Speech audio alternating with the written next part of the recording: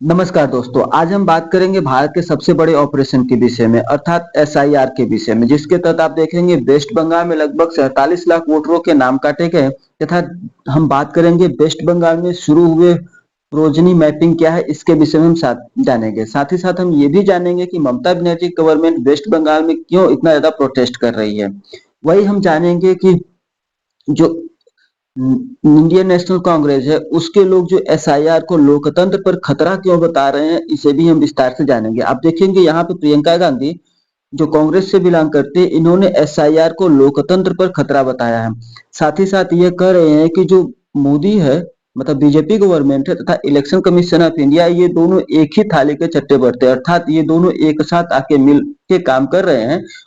और ये लोग लोकतंत्र को खतरे में डाल रहे हैं। आखिरकार ये है क्या, इन सब चीजों के विषय में देखेंगे। साथ ही साथ आप देखेंगे यहाँ पे राहुल गांधी अर्थात महागठबंधन, जिसमें राहुल गांधी तथा अखिलेश यादव मिलके क्या कर रहे हैं, वो कह रहे हैं कि जो एसआईआर से इससे क्विट कर जाओ, इससे बाहर चले जाओ। यहाँ तक कि एक मैडम ने तो गजबा कर दिया है, उन्होंने लिखा है एसआईआर के नाम पर वोट चोरी नहीं चलेगी, अपनी पसंद के वोटर जोड़ना बंद करो, जो नापसंद उसका वोट काटना बंद करो। अर्थात वो एसआईआर को के तहत, अर्थात ये बताना ये चाह रही है कि जो एसआईआर के तहत अपने पसंद के लोगों को वोटर लिस्ट में मत जोड़ो और जो उन्हें नहीं पसंद है, अर्थात जो कांग्रेस के वोटर है, उनके नाम काटना बंद करो, ऐसा इस मैडम जी का कहना है। आखिरकार ये है क्या, इतने ज्यादा बवाल क्यों है, ये एसआईआर है क्या? आइए हम थोड़ा इसे विस्तार से जानने की कोशिश करते हैं। देखिए, आपको पता है इलेक्शन कमीशन ऑफ इंडिया पे बहुत ज्यादा वर्कलोड है। इसके तहत वो क्या करना चाह रही है कि जो अपने अपनी वोटर लिस्ट है वो उसे एक्यूरेट करना चाह रही है। साथ ही साथ जो इसमें एरर है उसे भाई वो खत्म करना चाह रही है। इसके तहत उसने क्या किया था, एक आदेश जारी किया था। 27 अक्टूबर 2025 को उसने एक आदेश जारी किया था, जो सक्रिय हो गया था 4 नवंबर 2025 को। उस आदेश के तहत क्या था कि उसने कहा था एक एसआईआर अर्थात स्पेशल इंटेंसिव रिवीजन हम स्टार्ट कर रहे हैं, जिसके तहत हम अपने वोटर लिस्ट को क्या कर रहे हैं, एक्यूरेट कर रहे हैं, जिससे हम एरर फ्री कर रहे हैं। अर्थात वो क्या कर रहा था, इसके तहत जो उसके वोटर लिस्ट में जो डुप्लीकेट नेम थे, या फिर कह सकते हो जो डेड पर्सन थे, या फिर जो पर्सन रिलोकेट हो गए हैं, जो वोटर रिलोकेट हो गए हैं, या फिर जो नॉन वैलिड डॉक्यूमेंट्स जो रह रहे हैं, जैसे इलीगल इमिग्रेंट्स जो है, स्पेशली आप वेस्ट बंगाल में देख सकते हैं बहुत सारे इलीगल इमिग्रेंट्स हैं। बांग्लादेश से आए हुए बहुत सारे लोग ऐसे हैं जो बांग्लादेश से भाग के इंडिया में आए थे और उनका वोटर लिस्ट में नाम आ गया है, तो इन लोगों के नाम वो काटना चाह रही है। इसके तहत वो क्या करे, जो उसमें बूथ लेवल ऑफिसर्स हैं, वो बूथ लेवल ऑफिसरों को क्या कर रही है कि भाई घर घर जा भिजवा रही है और उनसे एक फॉर्म को भरवा रही है। ये इलेक्शन कमीशन ऑफ इंडिया करे ताकि उसका जो वर्कलोड है आने वाले समय में कम हो जाए। इसी को लेकर ये लोग प्रोटेस्ट कर रहे हैं, ठीक है। हाँ, ये बात सही है कि इसमें थोड़ी बहुत प्रॉब्लम देखने को मिले। जैसे अगर मैं प्रॉब्लम्स की बात करूं तो मैंने इसे 6 पार्ट्स में क्लासिफाइड किया है कि आखिर प्रॉब्लम्स क्या है। एक्चुअली देखो, जो मैंने इस न्यूज और न्यूज चैनल्स में पढ़ा तो उसमें मुझे लगा कि जो सबसे बड़ी प्रॉब्लम है इसमें क्या करे, फर्जी, डुप्लीकेट या मृतक लोगों के नाम को काटने जैसी बड़ी अफवाहों को फैलाया जा रहा है। बहुत ज्यादा अफवाह फैलाया जा रहा है कि लोग फर्जी या फिर डुप्लीकेट या मृतक लोगों के नाम के काटने के स्थान पर जो रियल पर्सन है उनके नाम काट दे रहे, ऐसी अफवाहें फैलाई जा रही है, स्पेशली फॉर अपोजिशन द्वारा। ये रियलिटी है कि नहीं, आप मुझे नहीं पता, क्योंकि मैंने खुद ये फॉर्म को भरा था तो मुझे लगा कि इसमें बहुत ज्यादा कठिनाई तो नहीं हुई थी, हार्डली मुझे 10-5 मिनट लगे थे, मैंने इस फॉर्म को भर दिए थे। लेकिन मुझे जो दूसरी बड़ी प्रॉब्लम लगी, एक्चुअली में ये प्रॉब्लम है क्योंकि बूथ लेवल ऑफिसरों की संख्या बहुत कम है। आप देखेंगे पूरे भारत में लगभग 5 लाख के आसपास बूथ लेवल ऑफिसर्स हैं।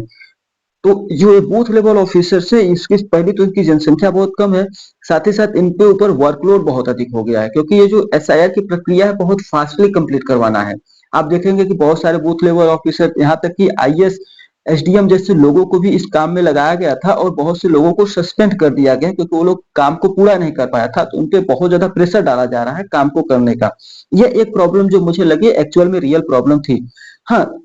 तीसरी जो माइग्रेंट वर्कर को लेकर है, थोड़ी बहुत प्रॉब्लम है। जो भारत से बाहर चले गए हैं उनको लिए भी थोड़ी बहुत समय देना चाहिए, जैसे उनके लिए 1 साल या 2 साल देना चाहिए। आपको पता है कॉन्ट्रैक्ट मैरिज, कॉन्ट्रैक्ट वर्कर जो होते हैं वो 3 साल के लिए चले जाते हैं, 2 साल 3 साल के लिए बाहर चले जाते हैं, तो उन लोगों को भाई एक स्पेशल वैरायटी देनी चाहिए थी जो कॉन्ट्रैक्ट वर्कर के लिए, ताकि वो लोग एसआईआर का फॉर्म भर सके और उनका नाम ना कटे। ठीक है, तो ये भी एक थोड़ी सी मुझे प्रॉब्लम अब पॉलिटिकल, भाई पॉलिटिकल का तो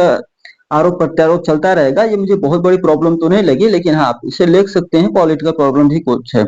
तकनीकी दिक्कतें हैं, मैं उम्मीद करता हूँ कि तकनीकी दिक्कतें थोड़ा जल्दी ही सॉल्व कर दिया जाए, जैसे ऑनलाइन ऐप हो गया या पोर्टल है, इसमें बहुत ज्यादा एरर आ रहा है अपलोड करने में, और बहुत ज्यादा मिसमैच हो जा रहा है, वेरिफिकेशन प्रक्रिया बहुत धीमी हो जा रही है, तो ये थोड़ी बहुत प्रॉब्लम है, इसे सॉल्व किया जाए ताकि ये जल्दी से फट सके। ठीक है, ये सब एक्चुअल प्रॉब्लम्स है। समय सीमा थोड़ी सी और बढ़ा देनी चाहिए, जो समय सीमा वेरिफिकेशन बहुत तेजी से की जा रही है, उसको थोड़ी और समय सीमा बढ़ा देनी चाहिए, ताकि आपको पता है भारत की जनसंख्या 140 करोड़ से भी अधिक है, तो इसमें कम से कम भाई मेरे हिसाब से 100 करोड़ के आसपास तो वोटर होंगे ही, तो इन लोगों के लिए क्या करना चाहिए, थोड़ा समय सीमा को बढ़ा देना चाहिए ताकि सभी लोग अपना एसआईआर फॉर्म भर सके।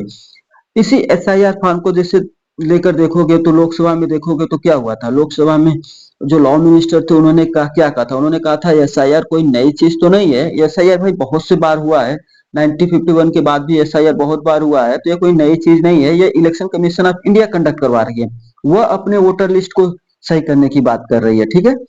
वो यह भी कहते हैं, जैसे आप जेडीयू के एक नेता राजीव रंजन सिंह का देखेंगे तो उन्होंने कहा है कि भाई जब भी कांग्रेस हो या फिर अपोजिशन हो, वो जब वो इलेक्शन हार जाती है तो वो या तो वो चोरी को लेकर सामने आ जाती है, या फिर वो कहती है ईवीएम पे खराबी है, ईवीएम पे खराबी, यही बार बार चीजें लेके सामने आ जाती है। ठीक है, एक्चुअली में आप देखेंगे, जैसे मैं यहाँ पे एक एग्जांपल के साथ आपको समझा रहा हूँ, जैसे आप उत्तर प्रदेश का ही मैं ले लूं, मैं उत्तर प्रदेश का हूँ, तो मैंने देखा कि उत्तर प्रदेश में लगभग 2.91 करोड़ लोगों का नाम कट गया था, लेकिन जो 2.9 करोड़ लोगों का नाम कटा है वोटर लिस्ट से, ये लोग क्या है, आप देखेंगे इसमें से क्या है, मतलब करीब 47 लाख वोटर जो है ऑलरेडी मर गए हैं। भाई जो मर गए हैं उनका वोटर लिस्ट में नाम क्यों रखना, क्यों इलेक्शन कमीशन ऑफ इंडिया पे एक्स्ट्रा वर्क बढ़ाना। आप देखेंगे 1.27 करोड़ जो है वह स्थानांतरित हो गए, मतलब एक स्थान से दूसरे स्थान तक चले गए, उनके नाम काट रहे, तो इसमें तो कोई गलती है नहीं। वही 3.7 लाख लोग ऐसे जिनके डुप्लीकेट नाम है, बताइए भाई अगर इतने लोग डुप्लीकेट नाम से रह रहे हैं तो इनके नाम को तो हटा देना चाहिए। तो ऐसा जो कर रही है election of commission of India, कोई गलत बात नहीं भाई, ऐसे बताओ, आप ही समझिए कि इलेक्शन कमीशन ऑफ इंडिया को लगभग 2.91 करोड़ लोगों के लिए एक्स्ट्रा काम करना पड़ा है, एक्स्ट्रा वर्क करना पड़ा है, जो एक्चुअली में है ही नहीं, या तो मर गए हैं या तो स्थानांतरित हो गए हैं या फिर डुप्लीकेट्स हैं, तो इन लोगों के अगर नाम काट रही है तो मेरे हिसाब से तो कोई बहुत बड़ी बात नहीं होनी चाहिए। ठीक है, तो आज का क्वेश्चन है, आप देख सकते हैं मैंने आज का क्वेश्चन बताया है कि which river can not flow both India and Bangladesh, Ganga, Ghaghara, Brahmaputra and Indus, इसमें से कौन सा रिवर जो है वो दोनों देशों में फ्लो नहीं करता है, आप चाहे तो बता सकते हैं। Thanks for watching.